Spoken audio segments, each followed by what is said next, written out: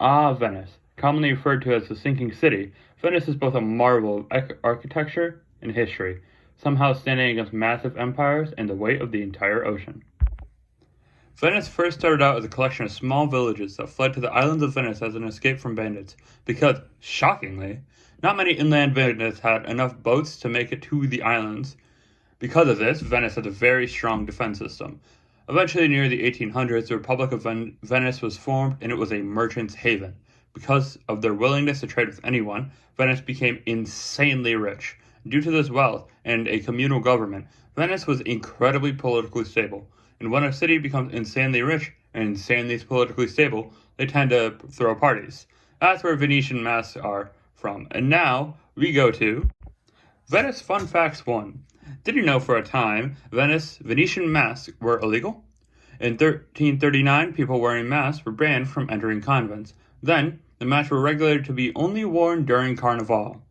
This, however, changed when Austria conquered the area in 1798 and made both the mask and Carnival illegal. Anywho, after the rise of Venice, we get to some more interesting parts in Venetian history.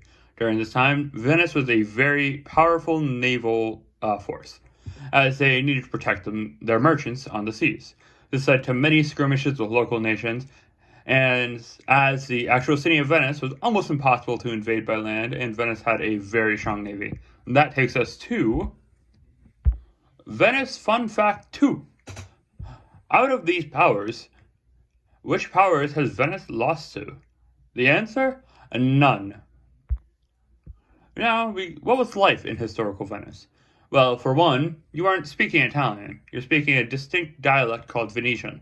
You're ruled by a singular doge who is elected by the Great Council of Venice, a parliament of wealthy aristocrats and merchants. These doges often served for life, and surprisingly, because these doges were often merchants themselves, they worked generally for the people, which led to a stable and well-regarded economy and political system by the average Venetian. The first doge was elected in 1697, and the last one was Ludovico Mahin, who had to abdicate in 1797 by Napoleon. The total number of doges was 120. After this, the position of doge was disbanded, replaced with the far less cool name, quote, the mayor of Venice. But this relatively stable government led to many religious refugees living in the city, such as Catholics. Now this leads us to Venetian Fun Fact 3. Which one of these has Venice not stolen? The answer is a Roman king. I'm sure they would if they could. Unfortunately, Venice is not perfect. During one of the Crusades, Venice helped burn the city of Constantinople to the ground, leading to thousands of lives lost to the flames.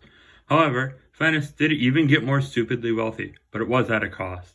Many modern historians refer to this brief surge in Venetian wealth as the shameful glory, and I believe this best describes it. Even though the surge in art, culture, and land for the Venetians did lead to a very prosperous Venice in the short term, the loss of ancient texts and the atrocities committed on the local people far outweighed the positives. Now, Venice eventually did fall, but it was shockingly recent. You know, Napoleon, short little French guy. No, not that one. He fought Europe a few times, got pretty far. In fact, he actually got to Venice, where he quickly deposed the last doge in 1797. And then Venice eventually united with the rest of Italy and became the tourist attraction we know today.